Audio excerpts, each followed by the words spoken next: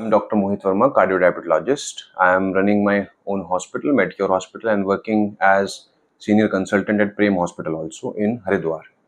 तो आज का जो टॉपिक है हमारा, हम जिस पर बात करने जा रहे हैं वो डायबिटीज के मिथ्स जो हैं। डायबिटीज के मिथ्स में सबसे पहले आता है फूड। जो फ्रीक्वेंट क्वेश्चंस हैं जो मुझसे पूछे जाते हैं कि डॉक्टर साहब क्या हम खा सकते हैं, जिसमें सबसे फर्स्ट थिंग जो फर्स्ट पॉइंट है दैट इज ऑफ शुगर। सब बताते हैं कि शुगर नहीं खानी है, but patient anyhow equivalent to sugar products कभी भी कंज्यूम पूरे 24 आवर्स में कर ही लेते हैं। जैसे equivalent to sugar products is आपका मैदा, व्हाइट फ्लोर जिसको आप बोलते हैं, जो आपके ब्रेड्स, बिस्किट्स, नमकीन, रस्क सब में इंक्लूडेड है। ऑलवेज मेक श्योर जब भी आप घर में बच्चों को जिनको डायबिटीज है या जिनको डायबिटीज नहीं है उन सबको मेरा एडवाइस ये है कि आप प्लीज लेबल रीडिंग स्टार्ट करें। लेबल रीडिंग होती है जिसमें आप जब भी कुछ खा रहे हैं पैकेज्ड फूड, उसको आप पलटें, पलटने के बाद उसको देखें उसमें कैलोरी कंटेंट क्या है।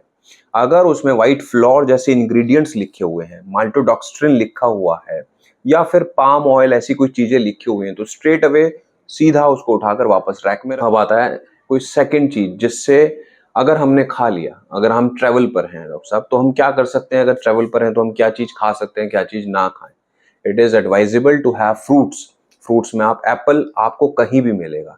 एक नॉर्मल दुकान पर केला जरूर मिलता है। अगर आपको दिख रहा है कि हमारी मील मिस हो गई है तो आप इक्वलेंट टू मील मिस ना करें और आप फ्रूट को ही कंज्यूम कर लें। फ्रूट कंज्यूम में आप एप्पल ले सकते हैं, 1 बनाना तक ले सकते हैं, but do not make it कि आप आज मैंने थाली नहीं खाई तो मैं 4 रोटी खा दूं तो मैं 4 केले खा लूंगा, ऐसा ना कीजिए।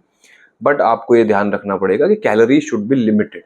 जितना आपका चलना है, जितना आपका उठना बैठना है, उसके इक्विवेलेंट आपको कैलोरीज अपने डॉक्टर के पास जाकर बात करनी है कि डॉक्टर साहब मेरी कितनी हाईएस्ट लिमिट ऑफ कैलोरीज है जिनको मैं ले सकता हूँ। ऑलवेज मेक श्योर करें कि आप वॉक जरूर कर रहे हैं जब भी आप खाना खाएं।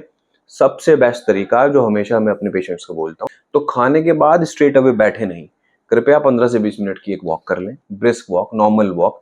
टहले नहीं, टहलने से कुछ नहीं होता, उसमें टाइम वेस्ट होता है, क्योंकि ना ही मसल्स उसमें यूज होती है, ना ही आपका ग्लाइकोजन स्टोर्स यूज होते हैं, ना ही आपने जो खाना खाया है वो डाइजेशन में जाएगा। टहलने से कुछ नहीं, एक कॉन्सेंट्रेटेड मसल माइंड कनेक्शन बनाइए और वॉक करना स्टार्ट करें। ठीक है, that will be very much helpful for you. आपकी ब्लड शुगर लेवल्स को डेफिनेटली डाउन लाएगी। डाउन नहीं लाएगी तो एटलीस्ट आपका जो HbA1c लेवल जो डॉक्टर्स कराते हैं, जो डायबिटोलॉजिस्ट कराते हैं in the end of 3 months, वो डेफिनेटली आपको लोअर साइड मिलेगा। बिकॉज जितने ही स्पाइक्स कम आएंगे उतना ही आपका HbA1c levels in the end of 3 months अच्छा आने वाला है। I hope this will help you और नेक्स्ट टाइम फिर दोबारा इंफॉर्मेशन के साथ जुड़ेंगे। Thank you so much.